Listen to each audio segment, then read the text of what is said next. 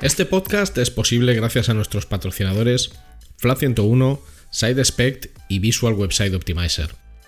Gracias por vuestro apoyo a la comunidad CRO y CXO.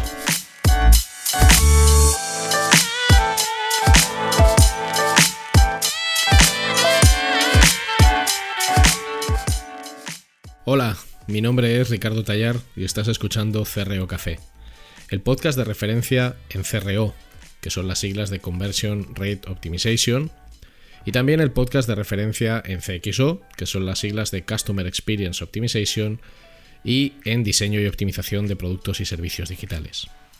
Aquí hablamos sobre nuestro trabajo como profesionales digitales con el objetivo de compartir, entretener y aprender, a veces en solitario y a veces con la mejor compañía de otros profesionales que pasan por este podcast. Yo estoy delante del micro, pero detrás está Luis Miguel Ferrer, que es quien hace que cuando escuches esto todo se oiga estupendo y fantástico. No le vas a oír, pero él es, sin duda alguna, el hormigón y el pegamento de este podcast. Gracias por tu tiempo y tu interés. Puedes preguntar lo que quieras o sugerir invitados o hacer cualquier comentario escribiéndome a través de mis redes sociales, @rtallar, RTAYAR, en Twitter e Instagram, o a través de LinkedIn buscando mi nombre, Ricardo Tallar, y estaré encantado de leer tu opinión, mensaje, comentario o lo que sea. Y ahora vamos a disfrutar del podcast.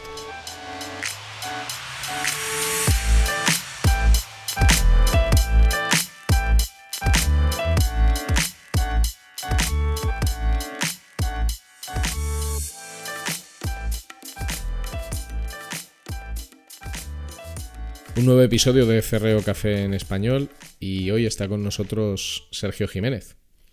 Y a lo mejor estás tranquilamente donde quiera que estés y te estás preguntando ¿y quién es Sergio Jiménez?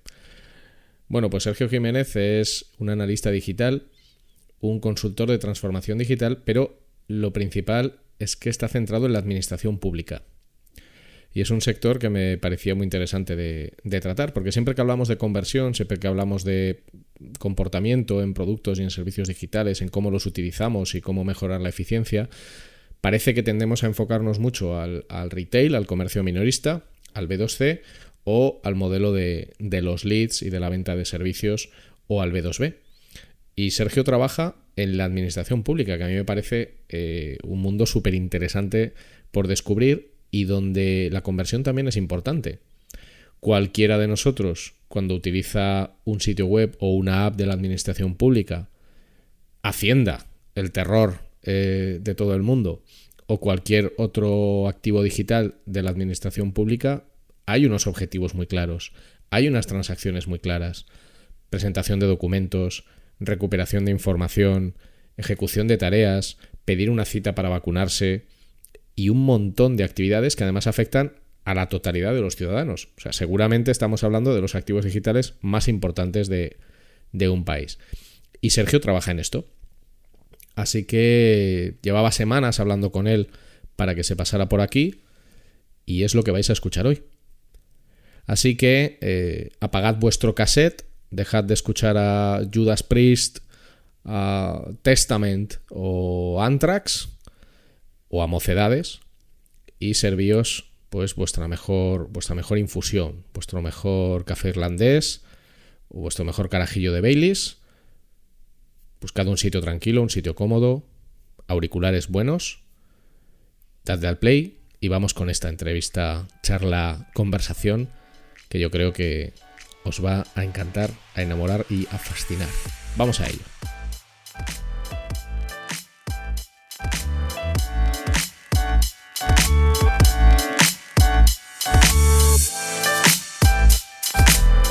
Hoy en CRO Café en Español tenemos el orgullo, la alegría, el maravilloso sentimiento de contar entre nosotros con Sergio Jiménez. Hola, Sergio. Hola, ¿qué tal, Ricardo? Pues fantásticamente bien, con muchas ganas de hablar contigo y de tenerte por aquí, que tengo que deciros que actualmente Sergio está en Canadá, ¿verdad? Sí, en Toronto, Ontario, disfrutando de un cálido invierno todavía. Bueno, eso está bien. como siempre, vamos a empezar por el principio. Y el principio es que nos cuentes quién es Sergio Jiménez. O sea, qué estudiaste, cuál ha sido tu trayectoria profesional y en qué estás metido actualmente. Bueno, pues es una historia un poco larga porque aunque parezca juvenil y demás, estoy un poco cascado. Bueno, yo estudié ciencias políticas y de la administración, pensando en su momento ser político y cambiar el mundo, pero relativamente pronto me di cuenta que a mí la marcha que me iba era la administración pública, porque soy así de friki y así de geek. Y bueno, pues después de terminar la carrera me enrolé, me reenganché en el doctorado y empecé a hacer la tesis doctoral sobre un tema de modernización de ayuntamientos y demás, pero era un tema que, aunque a mí me parecía chulo, no le interesaba básicamente a nadie, ¿no? O a casi nadie, porque hay 200 tesis sobre este tema. Y como dentro de lo que era la Facultad de Políticas en aquellos tiempos sabía manejar el ordenador y me gustaba, estaba empezando Internet y demás, como quien dice, era 2001, o sea, 2000-2001 que no estaba empezando Internet, pero para lo que era la Facultad de Ciencias Políticas era tecnología cutting edge, como quien dice. Dije, pues voy a cambiar de tema y a empezar a trabajar con el tema este de la administración electrónica, que tampoco hay tanto, y en español estábamos 2-3 personas más y yo. Y empecé a trabajar el tema de la administración electrónica.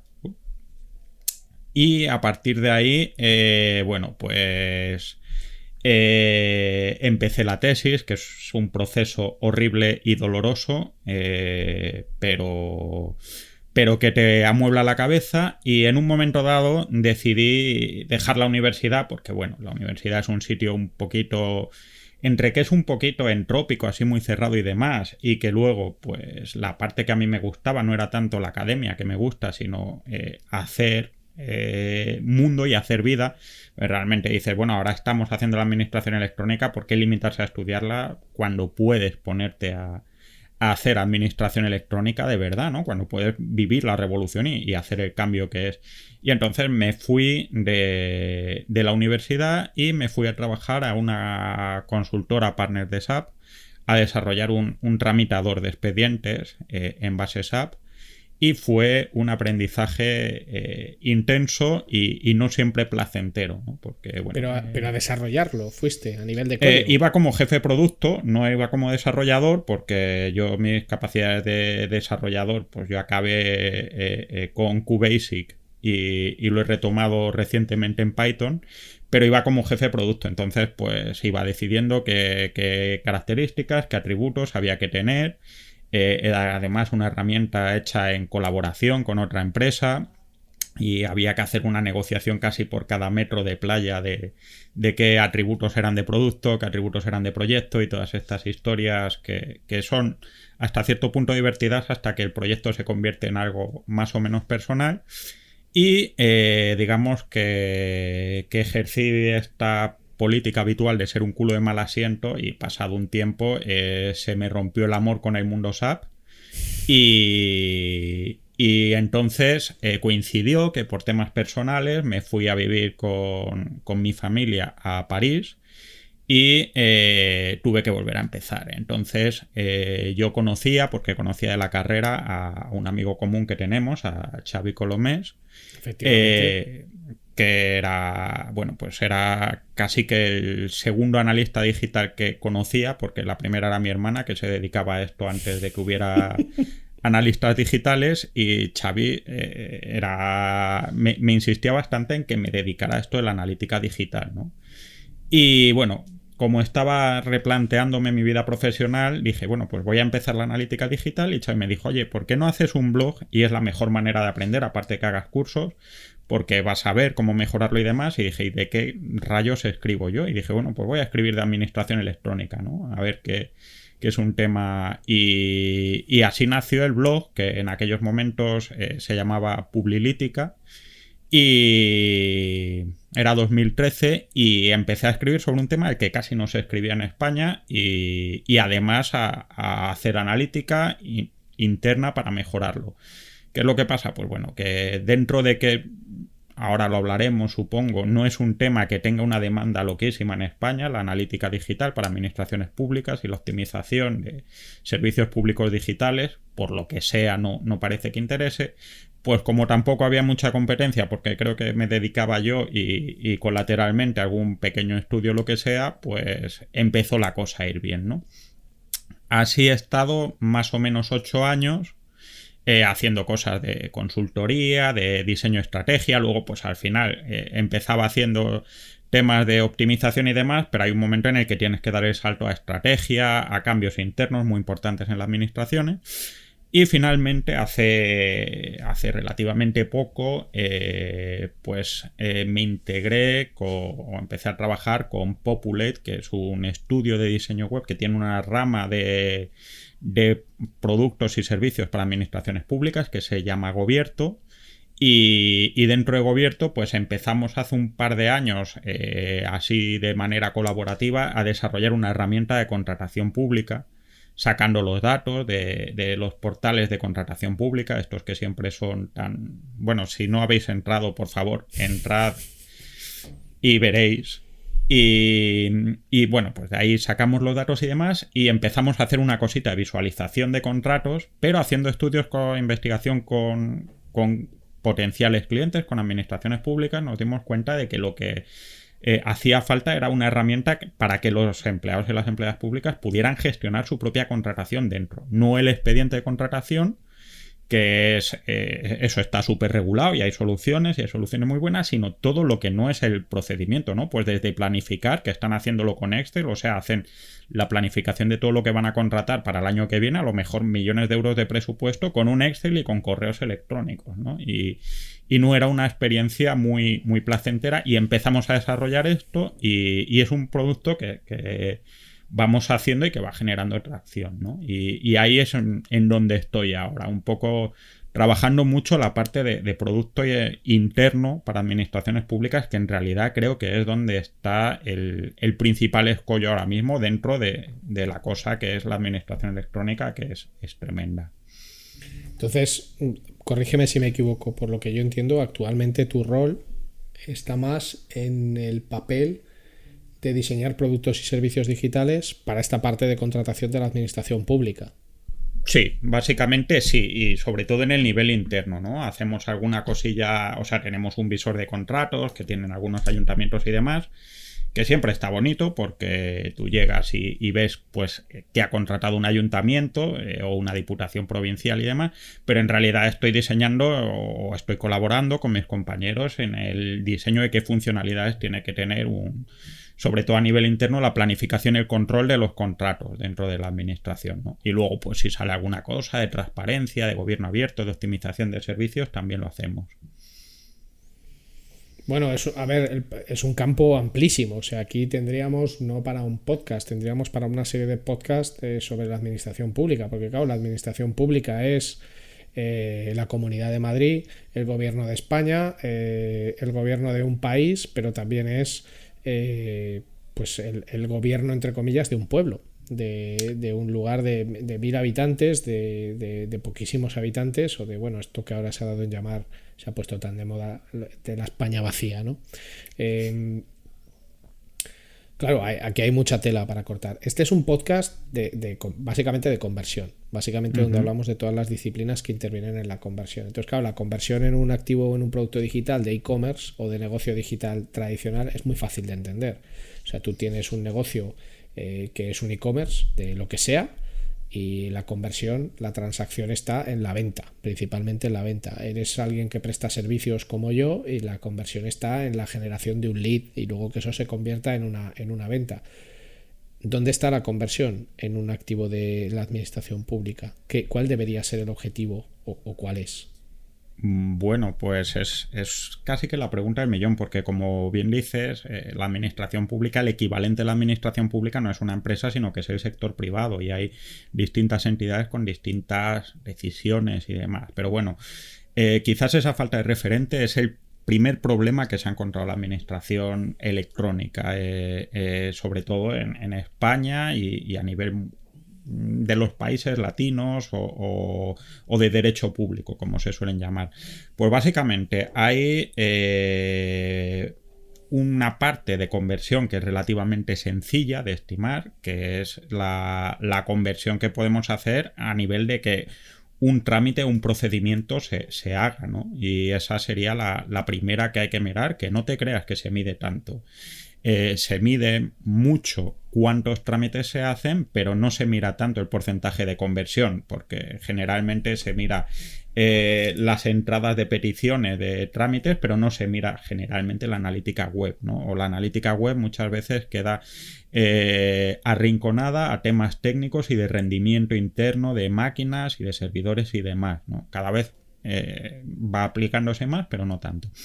Luego hay otros elementos que son más complicados, ¿no? Por ejemplo, la información pública. Hay mucha gente que utiliza las webs públicas simplemente para enterarse, y ahí medir la conversión es un poquito más complicado, ¿no? Primero porque no todos son periódicos. En un periódico está claro que la conversión sería sesiones de calidad, de más tiempo, más retención y demás, pero en la administración pública pocas veces un contenido genera adicción, ¿no? De hecho, claro, podríamos decir que muchas veces cuando yo alguna vez doy formaciones, dices, pues un criterio de éxito en un periódico es una página, una visita con muchas páginas vistas. En una administración posiblemente sea un desastre, ¿no? Porque la gente procura entrar a páginas web de la administración lo menos posible y lo imprescindible, ¿no? Entonces, ese sería el segundo nivel de conversión, que es un poco más complicado. Y luego ya está todo este rosario de cuestiones que tienen una complejidad casi más filosófica que mecánica, ¿no? Que es todo este tema de portales de transparencia, de portales de participación ciudadana, todo este tipo de cosas que dices, bueno, medir la conversión de un portal de participación ciudadana es cuánta gente participa, ¿no? Pero luego eso desencadena una serie de cuestiones filosóficas de lo que debe ser la participación, que trasciende mucho el campo de la optimización y del diseño web, y que no siempre se acaban de plantear porque en realidad es gente que está aprendiendo ahora, ¿no? Claro, es lo que te decía, es que es un melón muy grande de abrir. A ver, yo creo que, como bien dices, hay diferentes tipos de transacciones en la administración pública. Si yo pienso en una persona como ciudadana, al final yo entiendo que un objetivo debería ser facilitar los trámites de manera que, por un lado, agilizamos los procesos. Es decir, no todo el mundo tiene, como sucede a veces, todas las horas del día para ir paseándose por las diferentes administraciones para presentar documentación, lo cual, si se pudiera hacer online, pues facilitaría muchísimo las cosas. O sea, yo mismo lo he sufrido, supongo que como tú, innumerables veces con algo aparentemente tan sencillo como crear una empresa. Donde, bueno, hay un notario, registro mercantil, hacienda, etcétera, etcétera. Y al final acabas yendo en persona. Una cosa es la transacción de los trámites que podrían o deberían digitalizarse, y otra cosa es el consumo precisamente de la información, que, si es eficiente, una vez más facilita mucho la administración pública. Te voy a contar algo que me pasó a mí hace muy poquito, para que me digas si es un estándar o lo que me ha pasado a mí es una cosa rara en la administración, ¿vale? Yo vivo en Aragón, entonces en un momento dado en la comunidad de Aragón aparece la exigencia de llevar el pasaporte COVID a determinados sitios, ¿no? Entonces el pasaporte COVID, el código QR, tú te lo descargas del portal del Salud, que es el portal de la parte de sanidad del gobierno de Aragón. Tú entras en el portal del Salud, metes tu número de tarjeta sanitaria de la Seguridad Social, metes tus datos. Además es divertido porque la contraseña que te facilitan siempre, que es aleatoria, son pueblos de Aragón. Entonces eso tiene ahí un puntito local interesante. Y cuando llegas al momento de bajarte el QR para que lo lleves para que lo llevas en el móvil, te dice introduzca su PIN, ¿vale? Su PIN de la administración de sanidad. Claro, el PIN de la administración de sanidad, tú dices, yo no tengo el PIN. Bueno, pues el PIN es algo que te dan única y exclusivamente en persona. O sea, es decir, tú tienes que ir a un centro de salud, pero lo mejor es que a la hora de darte para conseguir tu PIN, te facilitan un PDF que debes descargarte, debes completar y debes imprimir. Y debes imprimir y llevar en persona a la parte, a un centro de salud, a tu centro de salud, y llevando en persona el papel impreso físicamente, te dan un número para que luego puedas volver a tu casa Sí. y meter el PIN para conseguir digitalmente el pasaporte COVID, ¿vale? La ironía definitiva de todo esto es que yo hago todo esto, por supuesto, me cago en todo, ¿no? Porque en plan diciendo, Claro. joder, ¿qué tal? Bueno, además yo tengo firma digital, bueno, nada, da igual. Bueno, Sí, sí, sí. me voy al centro de salud, claro, miro en la web del salud, esta es la parte de la información, miro en la web del salud a qué hora abre mi centro de salud, abre a las 8 de la mañana, digo, bueno, me voy a presentar allí a las 8 de la mañana para hacer la menor cola posible, dando por hecho que voy a hacer cola. Llego allí a las 8 de la mañana y cuando llego me recibe una alegre señora que me dice, ¿a qué viene usted? A las 8 de la mañana, en cuanto se abre el centro de salud, digo, vengo a pedir el PIN para poder sacar el pasaporte COVID. Dice, eso es a partir de las 9.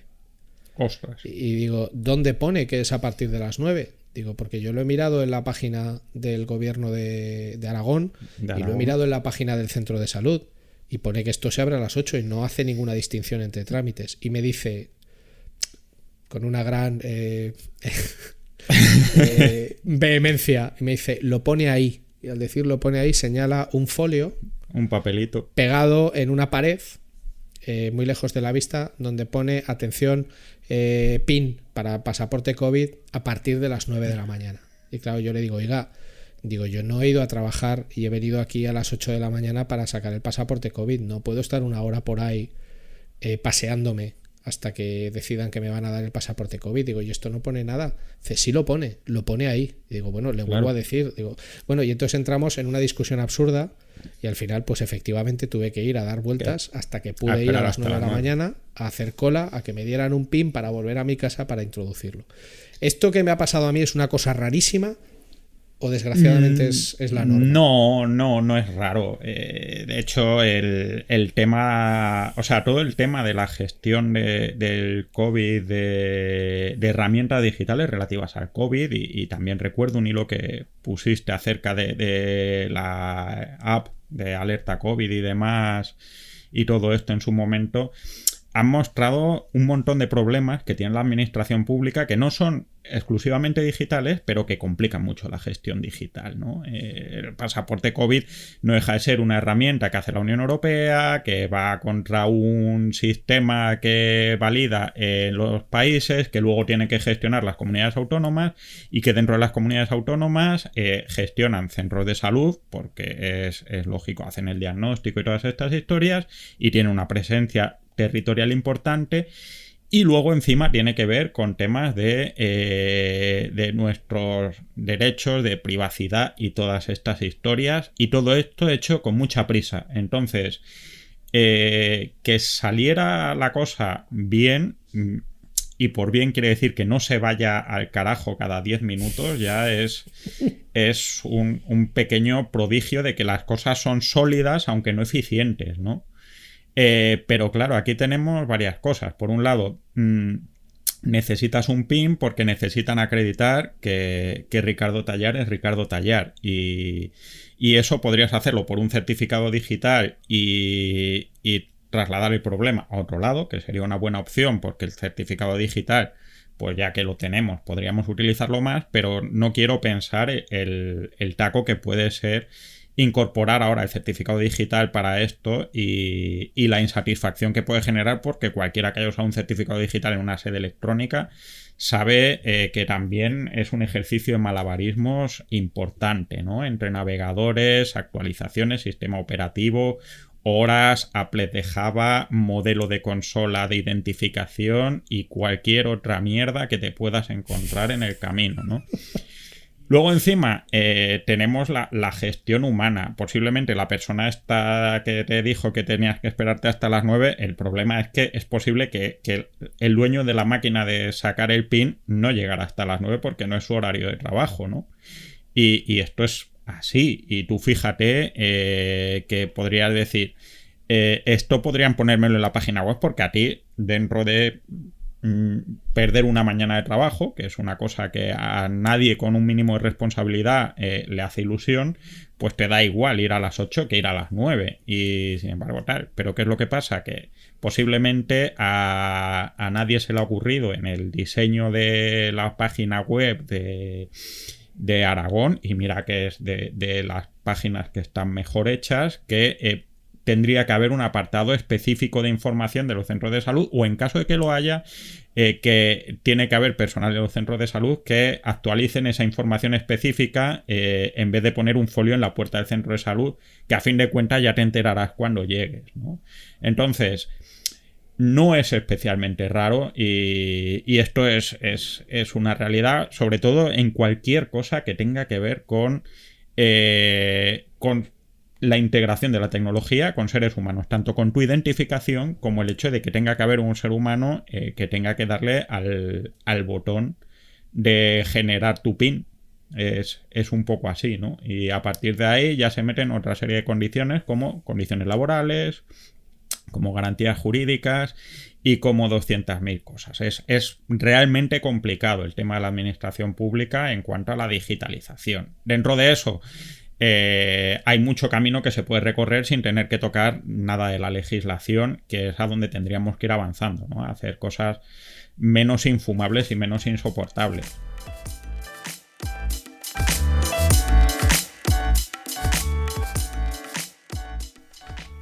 No te vayas, que solo es un anuncio y es muy corto.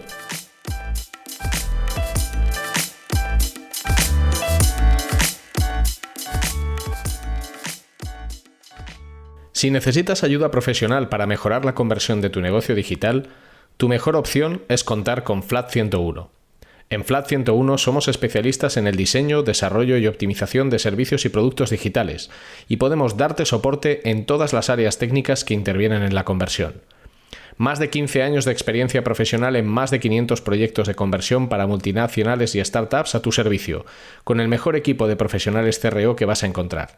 El resultado nos importa, y el cómo conseguirlo también. En Flat 101 estamos listos para ayudarte.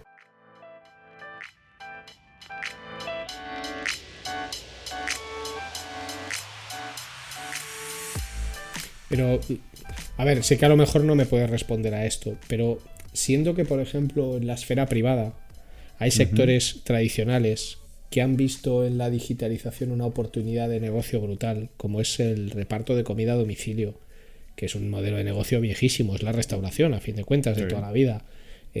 Los viajes, la movilidad, prácticamente cualquier aspecto de nuestra vida tiene un nivel de digitalización alto.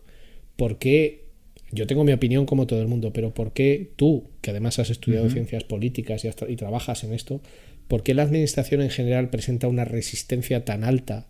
No a desarrollar productos y servicios digitales, que eso lo hace, sino a desarrollar productos y servicios digitales que estén adaptados a la realidad. O sea, es que yo me imagino cómo sería Netflix o Globo o yo qué sé, macho, o la aplicación de reservas que yo utilizo para reservar la piscina en el club de natación al que yo voy, cómo sería si lo hiciera la administración. Y siempre me imagino una cosa muchísimo peor de lo que es, porque tengo la sensación de que en el caso de la administración es como que me da igual. O sea, que si el usuario no lo utiliza en su esfera digital, pues oye, ya vendrá aquí a la ventanilla. O sea, ¿por qué cuesta tanto? Bueno, hay un par de cosas importantes, ¿no? La primera es que la administración en general tiene una visión, y al menos en los países de derecho público como España, Francia y demás, de su relación con la ciudadanía un poco peculiar, ¿no?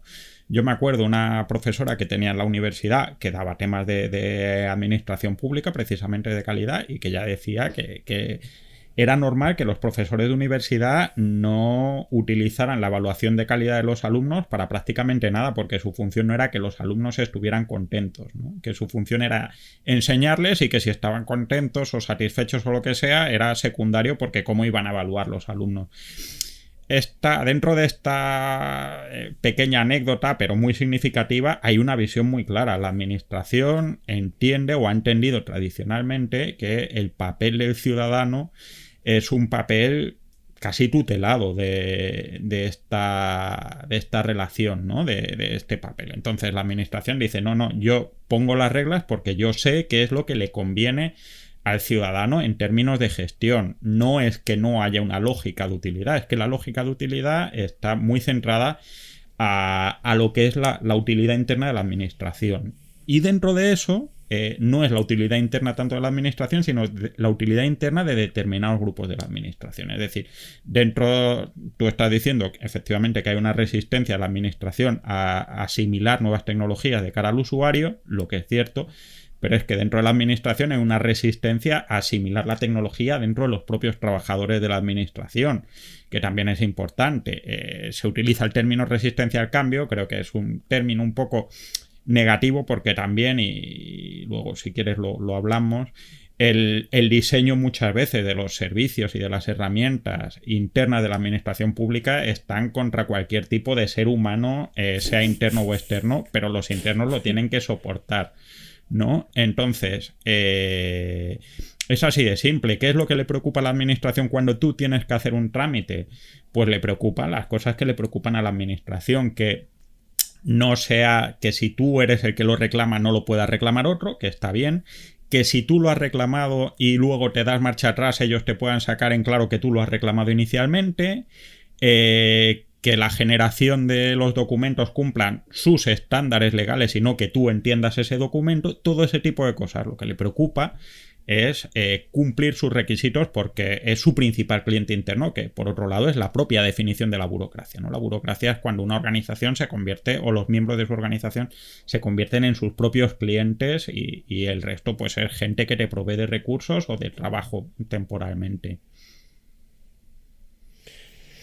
Claro, pero ¿dónde está la utilidad en todo esto? La utilidad real para el ciudadano. Quiero decir, por ejemplo, ¿quién ha hecho un buen proceso de transformación o de uso de activos digitales bajo tu criterio a nivel administración pública? Todos conocemos el caso de gov.uk, que parece que se pone un poco como el paradigma de un diseño muy centrado en el ciudadano, muy pensado en digitalizar todos los trámites y muy pensado, y esto es muy importante, y eso es lo que yo me fijo, en que un trámite sea sencillo para una persona de 70 años y para una persona de 18. Porque en realidad la vocación de la administración pública debería ser servir a todos los ciudadanos. Da igual que estés en un entorno rural, que tengas 80 años o que tengas 16. ¿A quién deberíamos mirar para decir, oye, qué bien lo está haciendo esta gente, deberíamos de coger este modelo? O a lo mejor no hay que mirar a nadie y te lo tienes que inventar tú.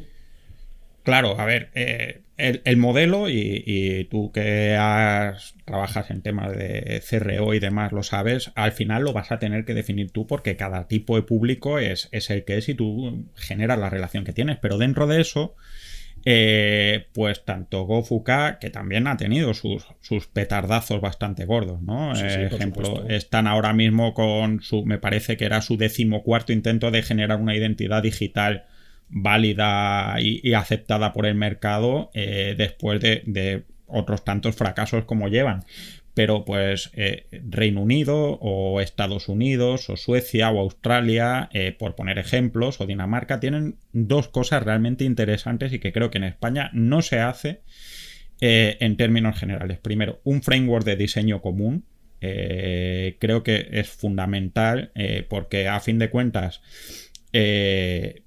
puedes generar elementos de diseño que puedes extrapolar a otros trámites y generar retornos de diseño, de inversión a ese diseño mucho más útiles de cara a la ciudadanía. O sea, pues con que diseñes una vez un formulario, un campo de formulario para poner la fecha de nacimiento o un pin o lo que sea y lo reutilizas en todos, pues caramba, el dinero que te ahorras. Y eso que es tan básico en España prácticamente no lo tenemos. O sea, lo tenemos a nivel de administración. Pues lo tiene una comunidad autónoma, lo tiene un ayuntamiento, lo tiene la Administración General del Estado, pero cada uno por su lado. Y eso creo que es un problema muy importante que hace que no haya ninguna sinergia, ni un diseño, ni una aproximación de diseño que permita definir el tipo de cliente o de usuario que hay, ¿no? Y eso es especialmente grave en el caso de la administración electrónica, porque precisamente desde que empezó toda esta historia, y hace ya 20 años, caramba, que mayores estamos,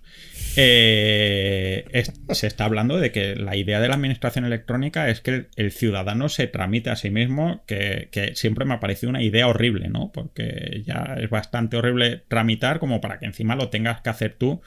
Pero bueno, vamos a aceptar barco. Pero claro, que tú te tramites a ti mismo significa que tú tienes que saber un montón de cosas que antes lo hacía una persona que ha hecho unas oposiciones, que lleva toda la vida haciéndolo y demás. Y sin embargo, los elementos de diseño no se están trabajando para facilitar ese aprendizaje, y la curva de aprendizaje es pronunciadísima, ¿no? Ayer precisamente leí un artículo de un catedrático de Derecho Constitucional que decía básicamente que la administración electrónica es una mierda, y hasta cierto punto coincido con él, pero me parece tremenda su lectura, porque básicamente lo que venía a decir él es que antes él se apañaba bien con los papeles cuando era presencialmente, pero ahora con el ordenador no se entera un carajo, ¿no? Cuando la mayoría de la gente no se entera, o sea, él se enteraba cuando no era con ordenador porque es catedrático de Derecho Constitucional, caramba, para no enterarse, ¿no? Pero la mayoría de la gente no se entera, y ese diseño no se está haciendo, ¿no? Y no se está trabajando en facilitar esa curva de aprendizaje de cara a la ciudadanía en ningún sentido. Hay un sitio, y recuerdo que escuché esto en un podcast con una de tus invitadas, la Agencia Tributaria. Tiene una página web absolutamente infame y horrible y muy difícil, y yo directamente pago 60 euros al mes a mis gestores para no entrar en la página de la Agencia Tributaria. No porque no me guste, que hay cosas peores, sino porque me da un miedo atroz equivocarme y acabar en la cárcel declarando mis impuestos mal. O sea... Esto es algo que me pasa, 60 eurazos todos los meses porque no me tiemble el pulso por haber hecho mal la declaración del IVA o cualquier mierda de estas. Pero ¿qué es lo que ha hecho la agencia tributaria? Muy bien, ha sido echar a sus propios usuarios, y eso es lo que tiene que hacer la administración pública en la mayoría de los casos. ¿Por qué todo el mundo está encantado con la declaración de la renta? Porque no tienes que hacerla. La gran mayoría del público han logrado que con un SMS no tengan ni que enterarse de que está la agencia tributaria. Con mandar un SMS o ir a un cajero o lo que sea, ya lo tienes hecho. Y eso creo que es uno de los temas que tendría que pensar mucho la administración, ¿no? Quitar trámites, quitar carga en la medida de lo posible. En vez de intentar hacer sedes cada vez más bonitas, ¿no? Que es el tema que a mí siempre me preocupa, porque o sea, me he tirado pues en los 8 años que llevo dando conferencias y demás y yendo a congresos, no ha habido congreso que no me haya librado de tenemos que hacer unas sedes electrónicas como Amazon. Claro, ¿Qué tendrá que ver la administración pública con Amazon? Claro, dices, bueno, es que yo a Amazon entro porque me da la gana entrar a Amazon. No puedes referenciar de la misma manera algo que tiene una entrada voluntaria con otra que entras por narices. Y es así de simple, ¿no? Pero claro, sobre todo el directivo medio, el responsable político medio, ve que Amazon es chulo y que a la gente le mola Amazon y dice, pues venga, vamos a hacernos un Amazon, ¿no? Y te encuentras sedes electrónicas muy con diseños muy, bueno, no iba a decir ni bonitos ni chulos porque no tienen diseños ni muy bonitos ni muy chulos, se parecen más al doctor Frankenstein de la cometeología. Pero se centran mucho en hacer más sedes electrónicas en vez de quitar trámites, y eso es catastrófico, ¿no? Porque al final tienes que hacer la misma mierda incluso por duplicado o por triplicado, como te ha pasado a ti con tu certificado COVID, ¿no? Véndeme algo de esperanza, Sergio. O sea, bueno, estamos mejor que hace 10 años, estaremos mejor dentro de 10 años. Bueno, vamos a ver, estamos mejor que hace 10 años. Primero, hay una cosa que hay que valorar. No nos suplanta la identidad fácilmente. Es muy raro que haciendo un trámite online acabes en la cárcel. O sea, es incómoda, es fea, funciona regular, pero el daño que genera no es especialmente severo, y en la medida que la memoria es benigna, como sabe cualquier mujer que ha tenido hijos y se olvida de los partos, a los 3 meses de haber hecho un trámite posiblemente te acuerdes del rencor, pero no lo estés experimentando igualmente. O sea, tenemos una administración electrónica que lo primero que tiene que hacer, que es funcionar y que la gente no acabe arbitrariamente en la cárcel o que el fraude sea sistemático, eso lo hace, y hay que apreciarlo en su justa medida porque no es nada fácil, ¿no? Dicho eso, estamos mejor que hace 10 años. Sí, el diseño ha ido mejorando, hay sitios que han ido introduciendo sus cosas, hay un grupo, pues como comentaba antes, pues la gente de Aragón o de algunos ayuntamientos y demás, pues han ido abriendo caminos de hacer diseños orientados a usuarios y hacer sus propios desarrollos de aproximación al usuario, y esto se irá generalizando en la medida de lo posible por tres cuestiones. Primero, porque a la gente se le cae la cara de vergüenza, y esto es una cosa que pasa muchas veces y es así. Segundo, porque hay un cambio generacional importante, y aunque es verdad que la administración ha tenido la desgracia de que de 2008 a 2018 aproximadamente no ha entrado casi nadie a trabajar, y la gente que tiene 40 años ahora mismo son los jóvenes de la administración pública, podríamos decir, entre comillas.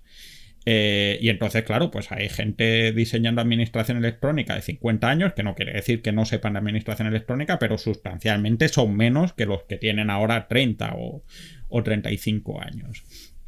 Y luego, bueno, pues digamos que muchos pasos intermedios se han ido mejorando sustancialmente. Ya no tienes que presentar en casi ningún lado un volante de padrón, ¿no?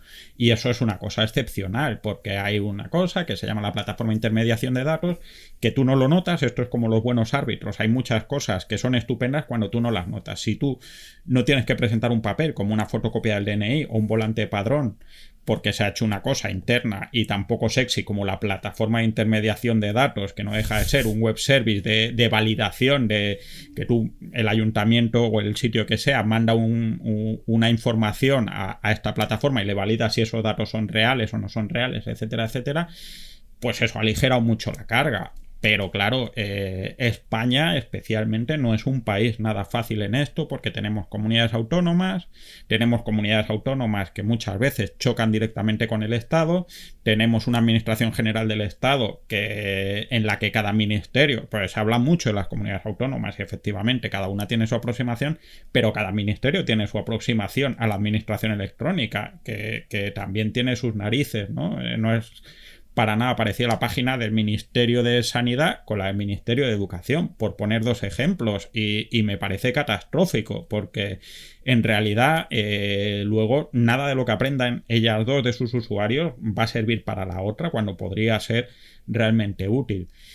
Y luego, pues, vamos avanzando siempre y cuando no nos dé por hacer frivolidades o locuras y demás, que es también una tendencia muy de los poderes públicos, ¿no? Estar pensando en meter blockchain, que está muy bien, pero a costa de perder la óptica con aligerar, hacer formularios que tengan algún tipo de coherencia o de consistencia con el ser humano y con las prácticas de diseño actuales, ¿no?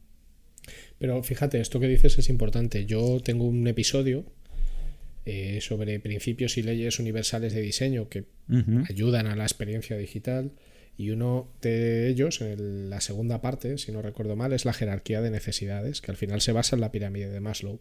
Y la jerarquía de necesidades lo que te viene a decir es algo muy sencillo, es preocúpate de las funcionalidades más avanzadas o más complejas o que requieran una mayor carga cognitiva, aprendizaje o carga creativa cuando tengas resueltas las funcionalidades más básicas. Entonces, claro, es irónico que estés hablando de blockchain o de otro tipo de tecnologías hiperavanzadas cuando algo tan sencillo como resolver trámites muy básicos no es viable digitalmente.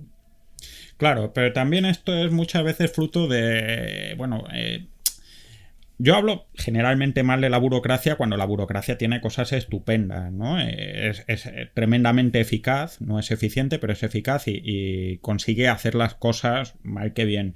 ¿Qué es lo que pasa? Que quizás la falta de un framework de diseño, como hemos comentado antes, es extensible también a una falta de un framework de toma de decisiones en las administraciones públicas respecto al uso de las tecnologías. Y esto hace que al final dependas enormemente de la persona que está a cargo, ¿no? de un proyecto o de un sitio, lo que sea. Como no hay una guía de toma de decisiones, pues al final muchas veces quien tiene que tomar las decisiones se va a la luz más brillante que ha aparecido. Pues puede ser un tema de diseño estupendamente, o puede ser blockchain, o puede ser las apps, tú fíjate, estamos a las alturas del siglo XXI que estamos, que las apps están empezando a retroceder como mercado.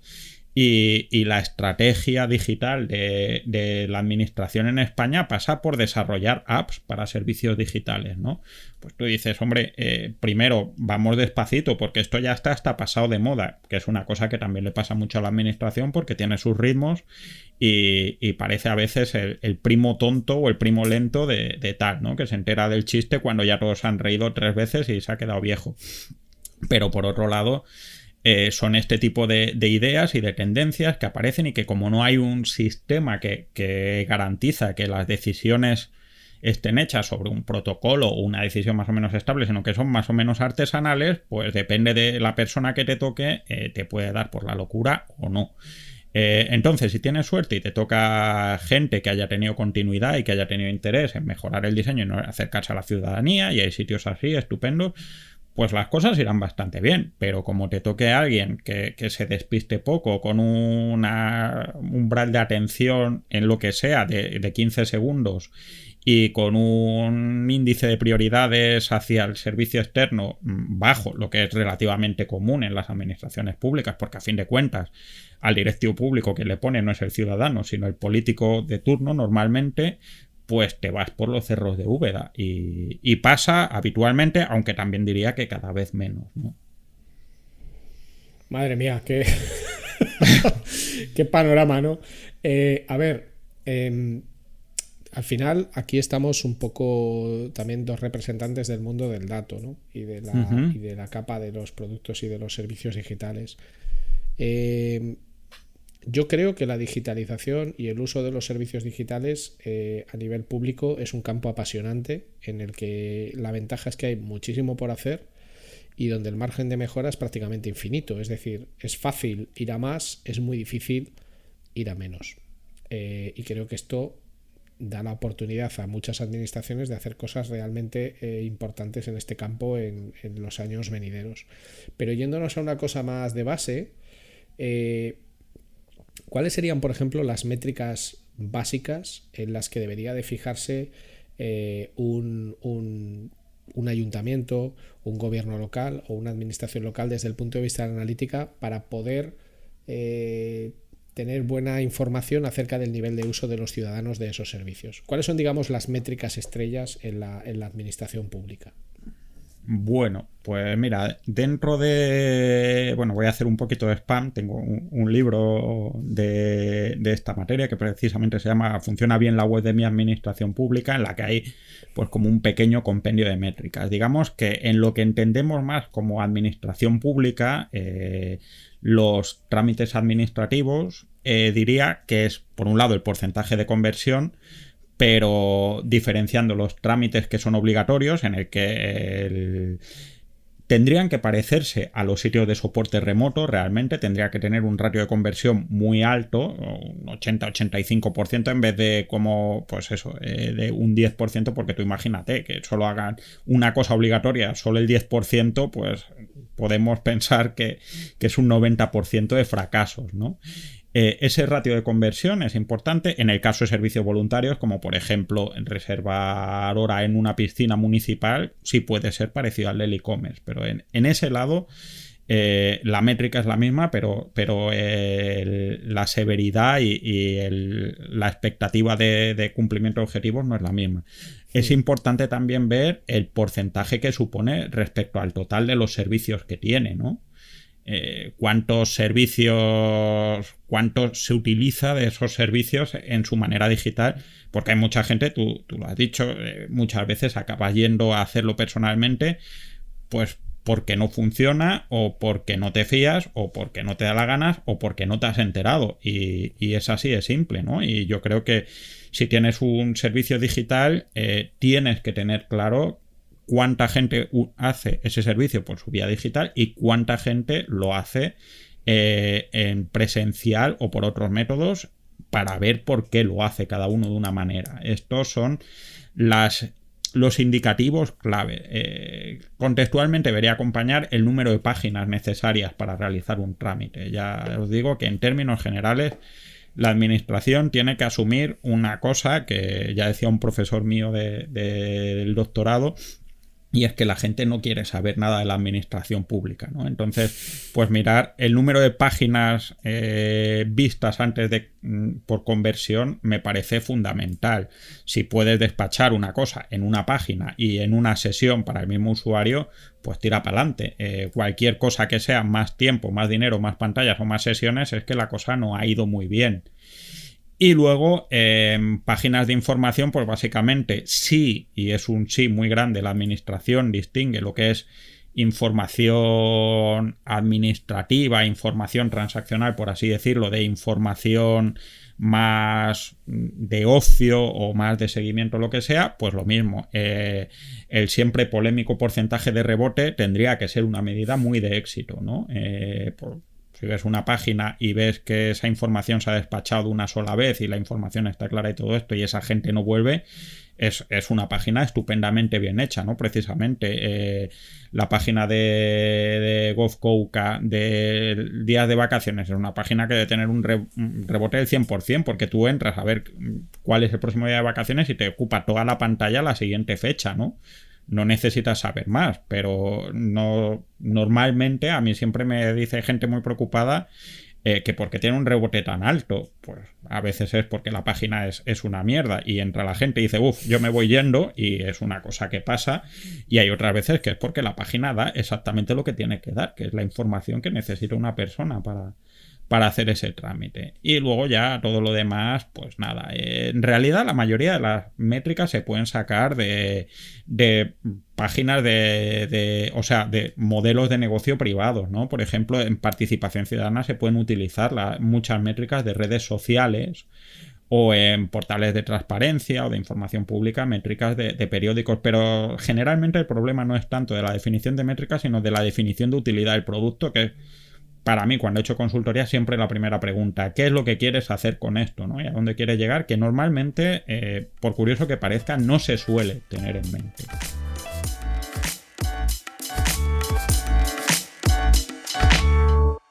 Will this work? Maybe not. Isn't that what we're all trying to figure out? With VWO, create and A/B test different variations of your website to continuously discover the best performing versions that improve conversions. Stop guessing. Start A/B testing with VWO today.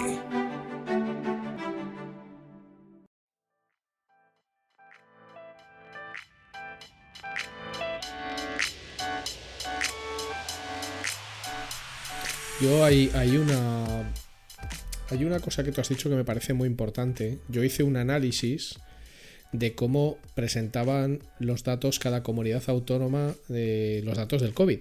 O sea, cuáles eran los sistemas de visualización de cada comunidad autónoma. Entonces, si bien había algún software común, cada comunidad autónoma tenía un formato de presentación totalmente distinto. Es decir, hay varias comunidades autónomas que, por ejemplo, utilizan Power BI, pero utilizan de forma diferente Power BI, cada una de ellas. Y hay algo que tú has dicho que encaja con esto, que es esa diferenciación a nivel de diseño y de definición del proceso de manera distinta en función de la administración que estés o de la comunidad autónoma. Entonces, claro, esto a mí como ciudadano me complica la vida muchísimo. Porque una cosa es cómo funcionan las cosas en Aragón y otra es cómo funcionan en el País Vasco, o cómo funcionan en Andalucía, o cómo funcionan en tal sitio. Esto es así porque en España y en Canadá también existe el concepto de provincia. Esto es así porque en España o porque los gobiernos locales realmente quieren hacer propuestas diferentes, o realmente es así porque no hay consenso para construir un sistema de diseño común.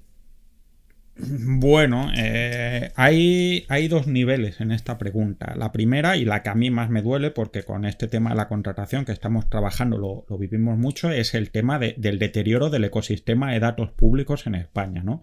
España es un país que se lleva todas las medallas y escubigalletas de la Unión Europea de abrir datos, pero la unificación de los modelos de datos es prácticamente nula. Ya no te digo ni siquiera que el modelo de datos sea medianamente parecido, que no suele pasar, y ahora se ha creado una oficina del dato dependiente del Ministerio de Innovación y demás, o sea, de Economía y demás, que debería facilitar esto, sino que incluso cuando el modelo de datos es coherente, la práctica es muy desigual porque no hay formación.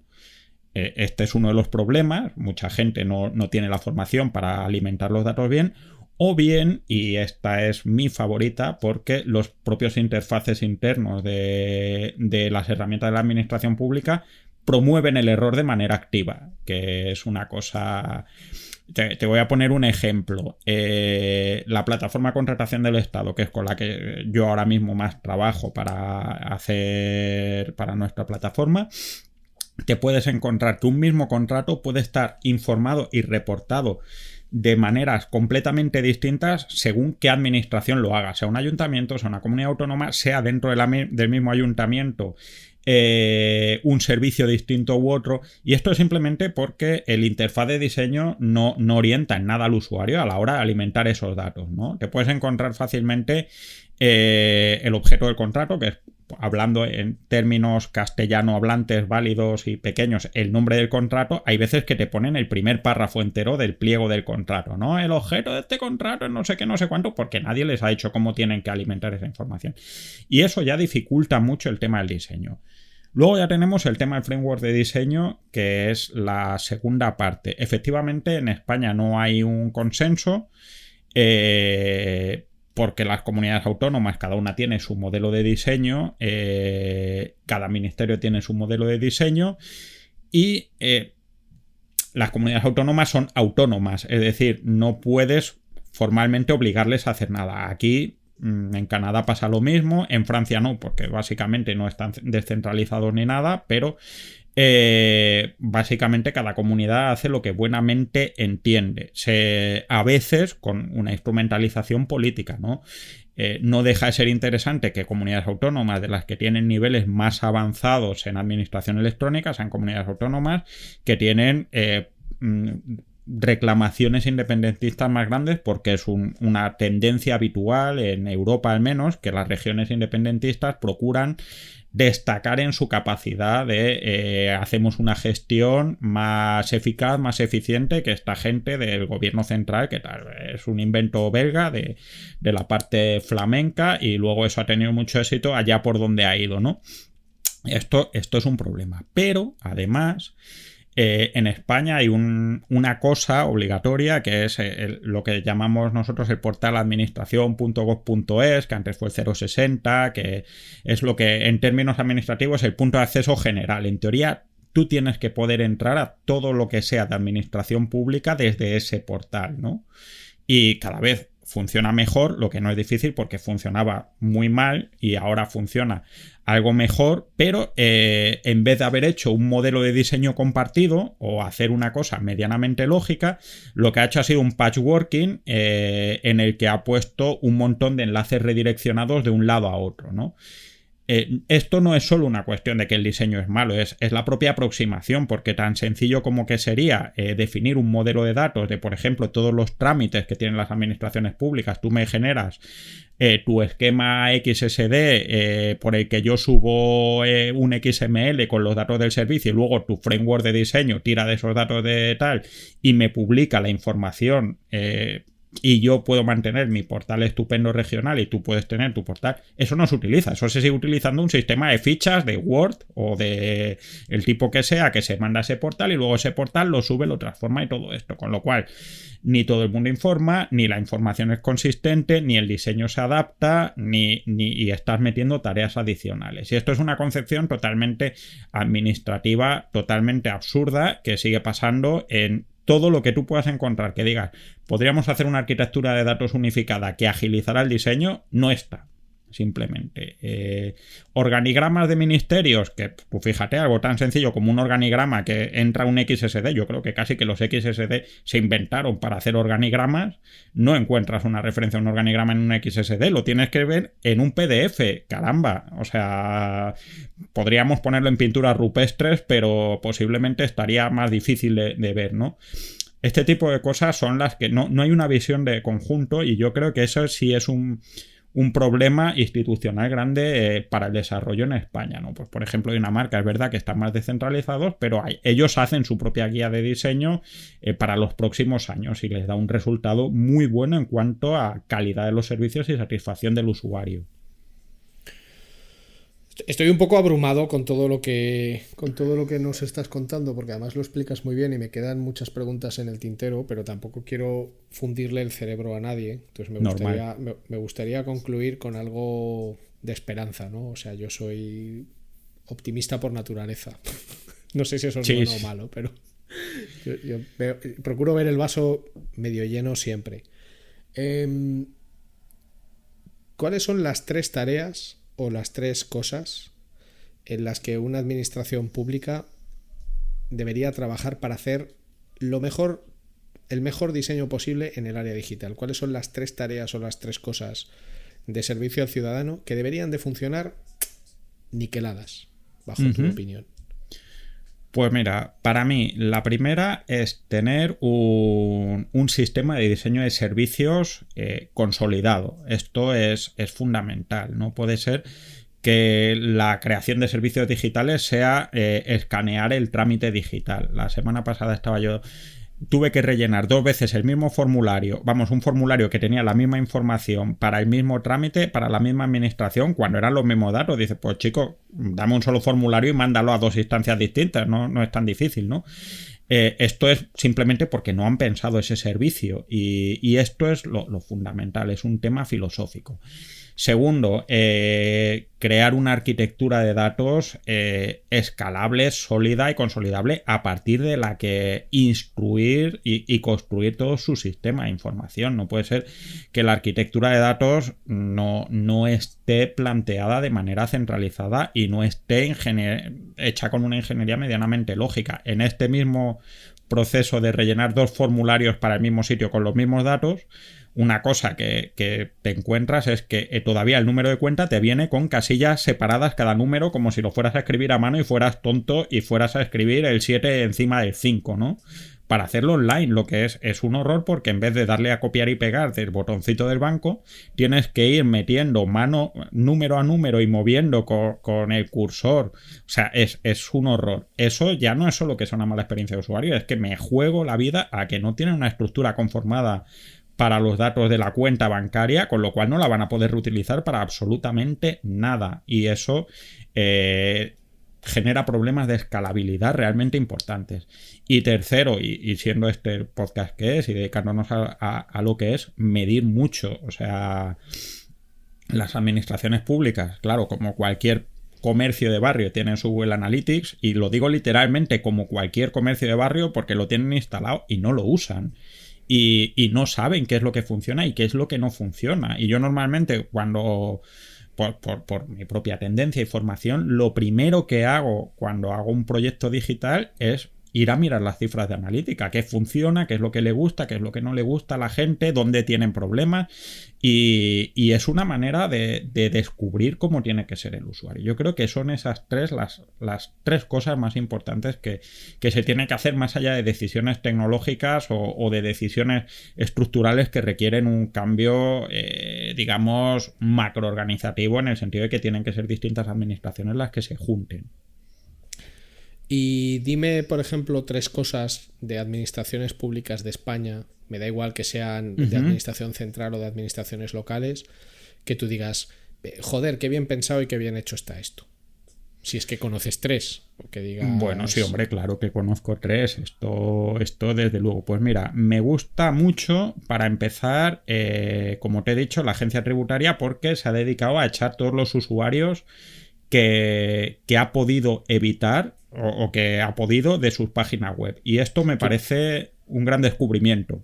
Pero tú te refieres en este punto de que ha echado, a que digamos, haciéndote la declaración previamente y enviándotela, al final lo que intenta es evitarte un trámite. O sea, tú simplemente ahí tienes que decir simplemente si estás conforme o no, pero el cálculo ya te lo da hecho.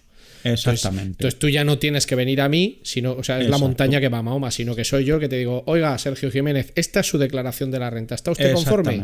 No tiene que hacer nada. ¿No está conforme? Pues entonces eso, sí que tiene que hacer. Vale.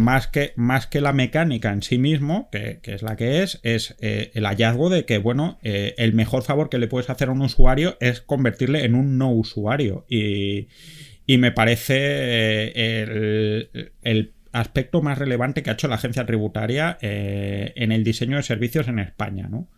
Y muy envidiable.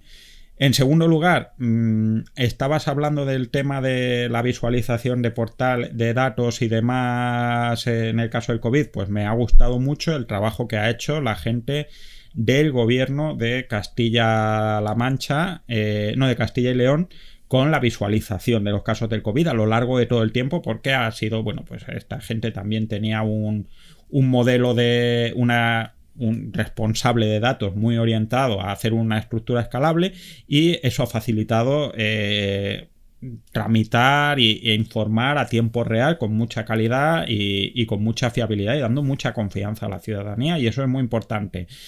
Es destacable no tanto por la visualización en sí mismo, sino por el hecho de que había una cultura del dato en esa organización y promovida por esta persona, que es Antonio Ibáñez, que ha permitido hacer ese salto de manera muy rápida, sin incordiar y sin complicarle la vida a nadie, y eso es lo que ha permitido su éxito. Y en tercer lugar, pues un poco barriendo para tu casa, aunque no ponga la información de los centros de salud, el gobierno de Aragón lleva mucho tiempo trabajando en crear un framework único de diseño que está bastante bien y me parece bastante exitoso en términos absolutos de administración pública. Es verdad que luego hay problemas del enriquecimiento de los datos y de la formación y de la alimentación del sistema, que es uno de los grandes problemas que no tienen en cuenta, que eso hay que darle de comer todos los días y a veces quitarle peso y todo eso, pero el framework de diseño me parece que está bien meditado y bien montado y demás. Yo estoy de acuerdo contigo en lo que es la web del gobierno de Aragón, en lo que es el servicio del gobierno de Aragón, que es cierto que a nivel digital ha avanzado mucho y muy bien, pero el problema es que hay otras administraciones locales que funcionan aparte del gobierno de Aragón, como es el caso del Salud, el ejemplo que te he puesto yo. O sea, eso no se parece en nada a la web del gobierno de Aragón, en nada, ni a nivel estético ni a nivel funcional, y se nota que tiene, digamos, su propio diseño, con lo cual estaríamos hablando de lo que hemos comentado antes. Claro. Llevamos ya más de una hora, que a mí se me ha pasado volando, pero bueno, no, como prefiero tenerte más veces y así nos podemos dedicar a cosas, vamos a ir cerrando. Entonces yo siempre le pido a las personas que pasan por aquí que cerremos de la misma manera, que nos cuentes algo vital que tú hayas vivido, que consideres que es algo que es importante que cada persona viva por lo que puede aprender o por lo que le puede aportar, y luego que nos recomiendes dentro de lo que es tu campo, pues lecturas, podcast, películas, series, lo que tú consideres que nos puede ayudar a entender el funcionamiento, sobre todo de la administración pública más digital. Bueno, pues experiencia vital. Pues yo creo que la experiencia vital que más me ha definido la vida es cuando yo me fui de Erasmus a París en el año 2001. Que entonces, bueno, mi familia no estaba en una situación económica especialmente buena, pero mis padres insistieron en que tenía que ir y demás, y se hizo un esfuerzo y todo esto, pero claro, yo iba tan concienciado de que no teníamos dinero, efectivamente no teníamos dinero, y París es un sitio tan clasista y tan caro y todo esto, que literalmente los 2 meses que tardé en encontrar una casa, porque si tú eres español y demás, vamos, si no eres francés ni estadounidense, no te alquilaba la casa nadie, básicamente.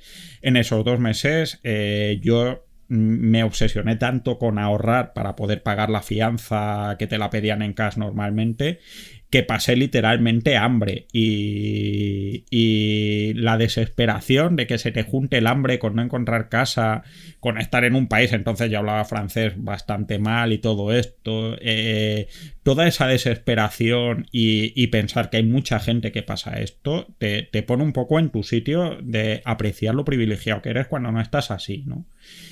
O sea, ser estar en una situación miserable te hace apreciar mucho cuando no estás en una situación miserable y eso te aligera mucho la vida. Esto yo creo que es la cosa que casi me cambió la vida, porque no solo me hizo valorar más según qué cosas, sino que también me ayudó a ser un tío mucho más combativo, ¿no? Es decir, pues si eres capaz de resistir pasar hambre en París un 11 de octubre y llevar 3 días sin comer nada más que el desayuno, el bed and breakfast, con menos esfuerzo puedes hacer un trabajo, puedes montar una empresa, puedes hacer lo que sea y no pasa nada, simplemente es ir paso a paso. Y bueno, en temas de administraciones públicas y demás y cosas que me inspiran, bueno, hay una serie de televisión. A mí me gustan mucho las series y demás y las pelis, pero bueno, hay una serie que es un clásico de los años 80 que se llama Sí, Ministro, de la BBC, que cuenta pues primero las vivencias del ministro en aquellos tiempos, el gobierno de Margaret Thatcher. Bueno, es ficticio, pero está muy bien documentada y de hecho yo creo que estaba de asesores algún tipo que ha escrito luego manuales de reforma de la administración del Estado y demás.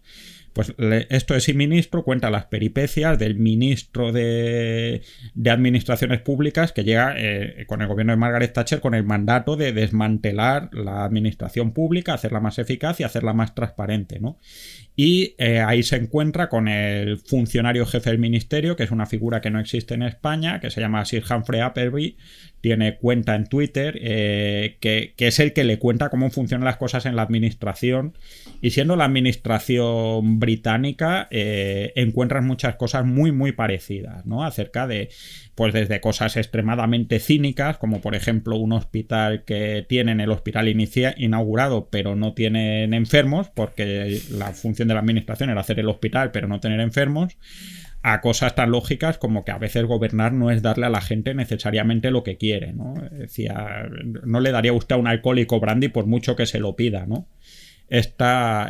Y luego, pues a nivel podcast, no es de administraciones públicas, pero bueno, no sé si conocéis el podcast 99% Invisible, que es un podcast de cuestiones de diseño, es estadounidense y toca temas de lo más variado, desde temas de diseño de interfaces al orden alfabético, ¿no? Y me resulta muy interesante. Y el de Tim Harford, Cautionary Tales, que habla mucho de todo lo que son lecciones que damos por sentadas, sobre todo muy aplicado al estudio de datos y demás, que luego no son tan evidentes, ¿no? Son dos podcasts que me gusta mucho escucharlos porque te llevan a pensar las cosas de otra manera, porque trabajando precisamente en el tema de la administración te das cuenta que la mayoría de los fracasos que te encuentras en tu vida tienen que ver con que has visto estás dando por sentadas muchas cosas que realmente no tienen por qué ser así. Bueno, pues con todo esto que nos cuentas nos vamos a quedar. Te agradezco un montón tu tiempo, tu flexibilidad por la diferencia horaria que tenemos. Que todo este trabajo que estás haciendo en este portal de contratación sirva para que tengamos más fe en lo que la administración pública puede hacer en digital, que de verdad me parece, lo digo totalmente en serio, o sea, para mí es un océano azul, esto del océano azul y el océano rojo. Para mí la administración pública en digital es un océano azul, muy azul, porque hay tanto por hacer y tanto margen de mejora que es increíble lo que puede llegarse a hacer. Y muchísimas gracias por tu tiempo y espero que podamos volver a tenerte y por supuesto a las personas que nos están escuchando. Sergio Jiménez es una referencia en este tema, tiene una web estupenda donde hace referencia a esas series que tanto le gustan, entre Mad Men, The Wire y alguna otra que he visto y que un placer tenerte aquí y espero que podamos tenerte en otro episodio más adelante. Muchísimas gracias, Sergio. Pues muchas gracias a ti y espero no haber sonado demasiado negativo. O sea, no, si es muy negativo no ha sido aposta. Y cuando queráis, yo encantado. Siempre que me pille en hora de estar despierto, cuando queráis. Fantástico, contamos con ello. Un abrazo enorme, cuídate mucho y a seguir optimizando. Venga.